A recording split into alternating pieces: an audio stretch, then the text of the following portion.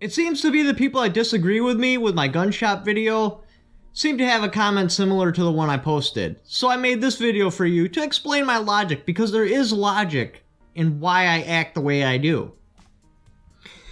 The reason I'm coming off as calm is because that's what I'm trying to project on the customers, and that's for a reason. Luckily, there has been huge, massive studies on combat and stress levels and how that affects your motor skills.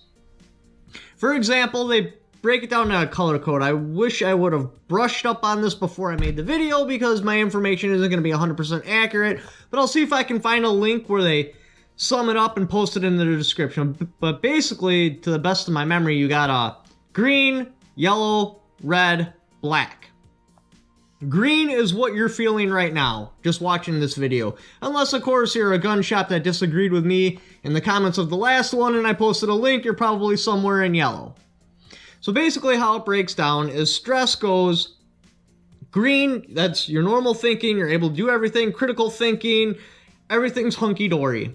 Yellow, that would be the next stress level. That's typically what a new customer would feel going into an unfamiliar situation, like a gun shop. You could take seasoned shooters, bring them into a gun shop if they haven't been into one before to buy their first firearm, and they will go into yellow. It's just the way it works because it's unfamiliar territory. It's not like there's tactical training courses of how to work through a gun shop. So they're going to be into yellow. Now, what does yellow mean? Yellow means your very critical motor skills are going to be impaired, and you're going to think differently. One of the studies they did, so the first test, what they had done is they took a picture. And what the recruits had to do was trace the picture. They had a pen, yellow on one side, I don't remember exactly on the colors, but it was two different colors on both sides of the pen. And so they set a timer. And all they had to do was trace the picture. When the timer went off, they flipped the pen over so at the exact moment, they knew where they were in tracing the picture. Then they applied stress on them. Just raised their heart rate a little bit. And the picture changed on how they traced it. Well, the first time they did it, they started off with the basic features. Like if I was going to trace this, I'd start with the bird. Go with the eyes, the head, do the shape of the bird, then I'd start doing the rock, and then the outside of the picture. Under stress, what had changed is they started from one side of the picture and worked to the other. Because the thought of, hey, I want to get the most bang for my buck, so I'm going to start on the most distinguishing features of a picture, it goes away. So instead of, doing the bird first, you start on the outside, then work your way across the picture. And they were able to track this by having them switch the color. So what does that mean when you walk into a gun shop? Well, your normal stuff that would not be an issue starts becoming an issue. Your critical thinking, your snap judgments on stuff, how you absorb the scene, what you do with a firearm, how you handle the firearm. And that's why in that video, like, if somebody's coming off as a little bit stressed or something, and yeah, sometimes I get lazy and I make mistakes, but then I don't grill the customer for sweeping me with a firearm, because it's not their fault. It's my failure. I'm the one that did not identify the problem and take care of it. But if, somebody's a little on ease, I start trying to put them on ease. And like when I hand them the firearm, I'm like, hey, if you want to check out the sights or the trigger, just aim up in the corner. I try to bring it down to de-escalate the situation because I want them in green. Because if you're in green, you are way less likely to make a mistake. Now, let's say, I don't identify that the customer's stressed. I hand them a firearm and they swipe me and I yell at them for it. Now I've escalated it from yellow to red. So what happens in red? That's where a lot of your concealed training in that comes in. When you're in red, you have a tendency to repeat things. You cannot take on any new information. Your memory is extremely altered. They brought the recruits into red, told them information while they were in red. Then after they calmed them down and everything, they tried to retrieve that information. The information they got back was not even close to accurate. So anything I tell you, once you're into red, you're not going to remember. If you do, it's going to be very unlikely, and you're most likely to repeat yourself. So if I scream at you because you've swiped me, you repeat yourself. So you're probably going to keep swiping me, which then I could elevate you into black. But let's go back to red and talk about red for a little bit. That's one of the main arguments which totally makes sense.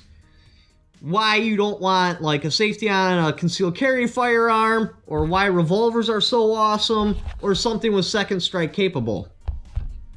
What happens in red, so alright, you're in an instance where you have to defend your life. Say you have a firearm with a safety.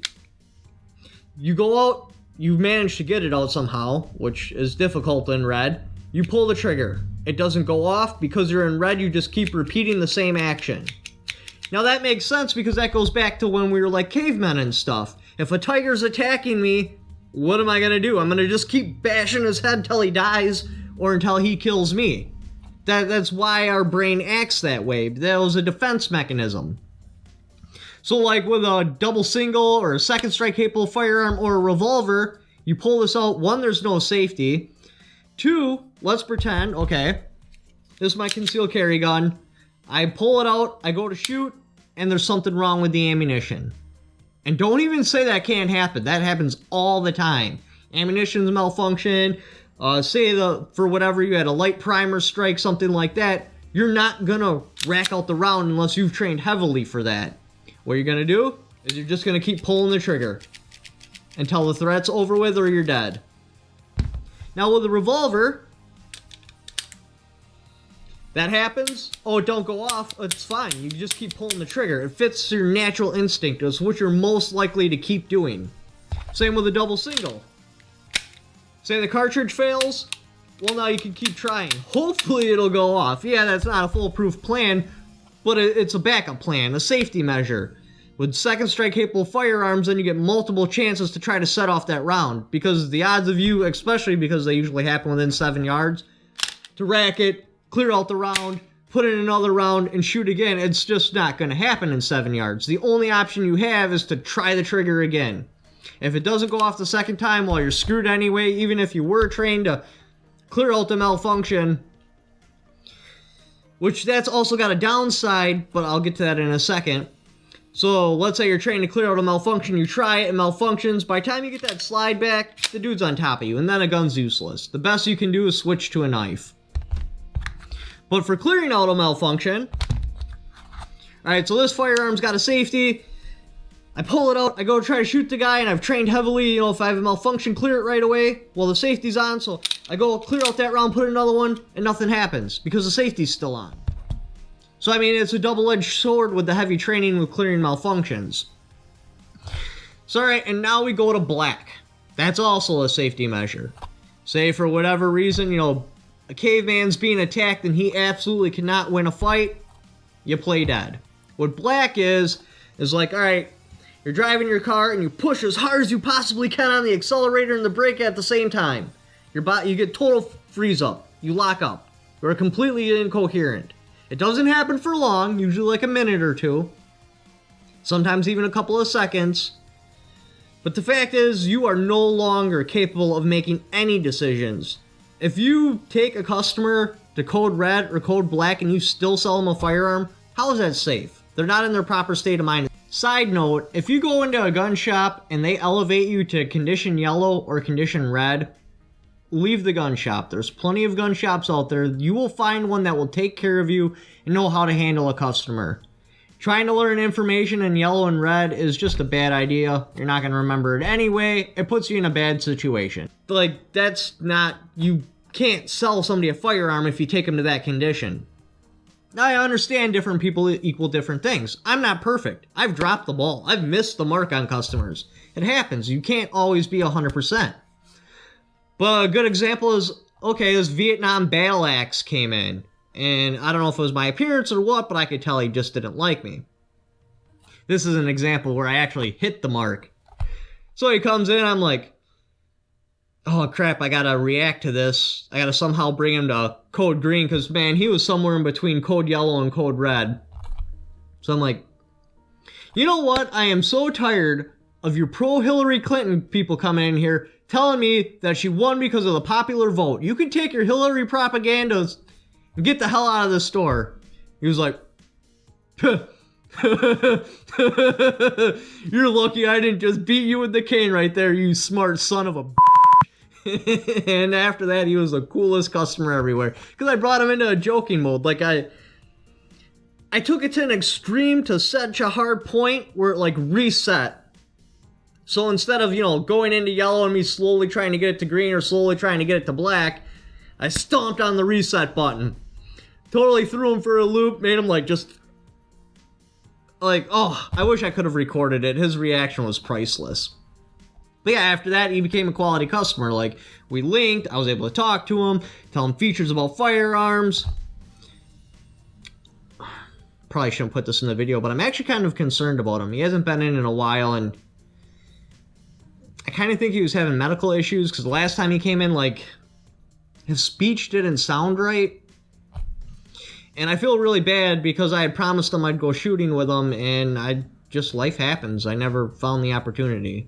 It was actually kind of the reason I brought this firearm in, because it's a Vietnam Special Forces rifle, and he really would have thought that was cool. But anyways, I digress. So that's the reason why I seem so cool or so calm in that video, because it's smart. You have to do that. How does that quote go? You should never kill a warrior in training or embarrass him publicly. You slowly do corrections. Even if he does something totally wrong, you're like, okay, you know, we're going to do it again. We're going to try this different. You're not like, boom, you're dead, because you're training them to die. You don't want to train them to die. You want to train them to win. You got to win, win, win. But anyways, that's my logic behind it. If you'd like to check out the rest of the videos in this series, I don't know how many cards I can post, but this is actually like video number 4, I believe. I'll put a link in the description of 1, 2, 3, and if this number 5, number 4, so you can check them all out and see how the series has been going. But I really appreciate you guys watching my videos. Thank you. My channel's just been exploding. I don't even know how to handle it. It's just been amazing. Like, thank you. Without you guys, I would not exist. I'm employed by you. You guys are my boss. You're kind of like, even you, just some random guy that logged on to this channel. You're like a board member on the board of this channel. So thank you. I really do appreciate it. Don't forget to subscribe.